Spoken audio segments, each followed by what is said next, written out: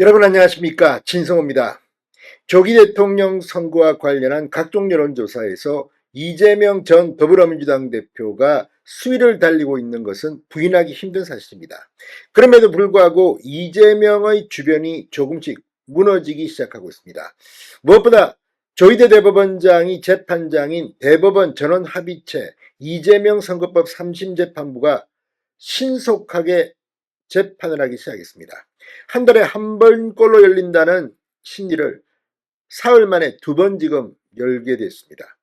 자, 이재명의 사법 리스크가 본격화되고 있는 겁니다. 이런 가운데 이번에는 더불어민주당의 원로들이 이재명에 대한 불신을 드러내기 시작했습니다.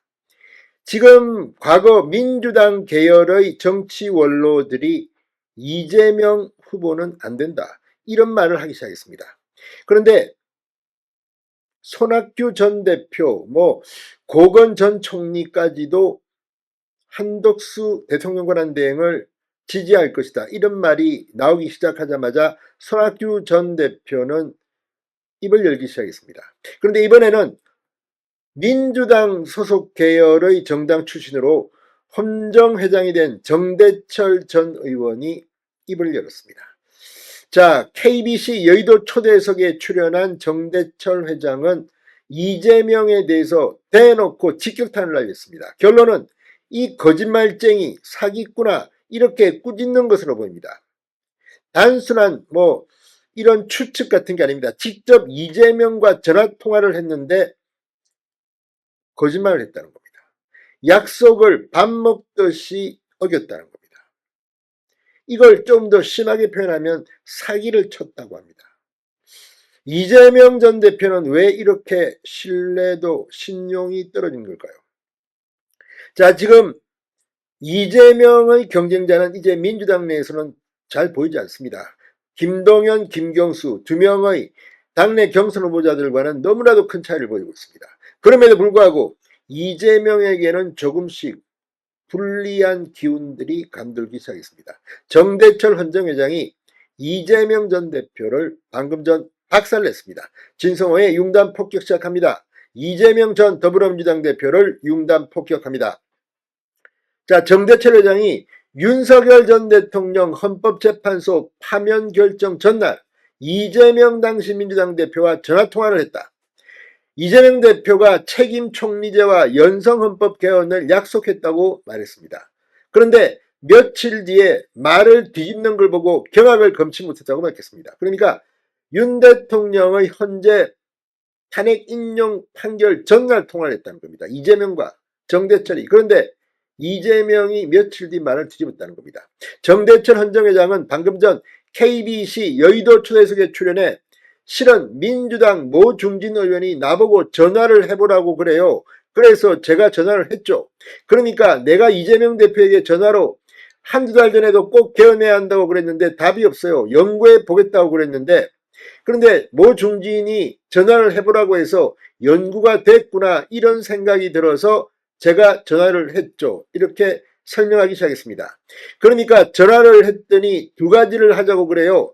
하나는 책임 총리제로 국회에서 총리를 뽑고 총리한테 권한을 주고 국회가 책임지는 총리 책임 총리제, 두 번째는 연성헌법으로 바꾸자고 했다, 이렇게 정대철 회장은 설명했습니다.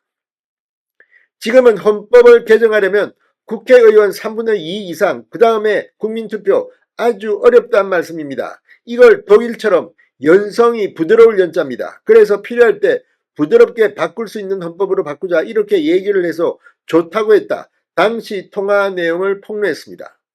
당신이 바깥에 국민들한테 천명해라, 이러고 전화를 끊었는데 그런 천명도 안 하고 사날 후에 개헌을 안 하겠다 그러고 또 이거에 맞춰서 하시겠다고 했던 우원식 국회의장도 느닷없이 또 입장을 바꿨어요. 저는 지금 아주 경악을 금치 못하는 상황이라고 정대철 회장은 말했습니다. 실제 이런 상황이 있었습니다.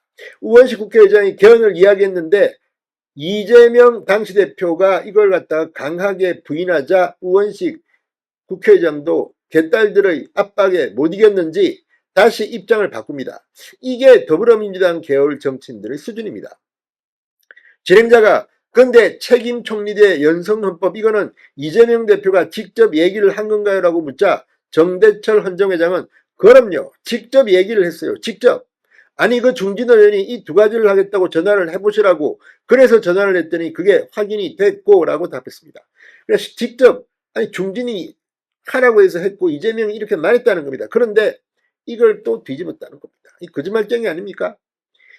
자, 정대철 회장의 말이 맞다면 이재명 대표는 자기의 같은 정당 정치 원로한테도 이렇게 거짓말을 얼굴 표정도 안 바꾸고 한단 말입니까? 정대철 회장은 그래서 이것을 국민 앞에 분명히 천명하십시오라고까지 얘기를 하고 나머지는 대통령 선거 이후에 또 하도록 합시다 이런 정도로 하고 끊었는데, 그 다음에는 아무 소리 없이 슬그머니 안 하시겠다고 그래서 라고 정대철 회장은 말했습니다.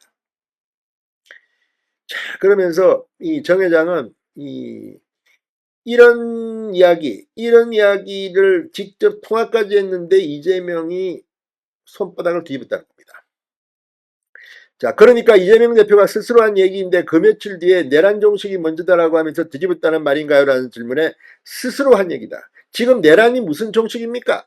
내란 종식이라고 하는데 처음에는 무슨 탄핵을 초점을 흐린다고 그러시더니 그 다음에는 내란 종식이라고 그러는데 개헌을 안 하시기 위한 핑계겠죠. 이렇게 정대철 회장은 말했습니다.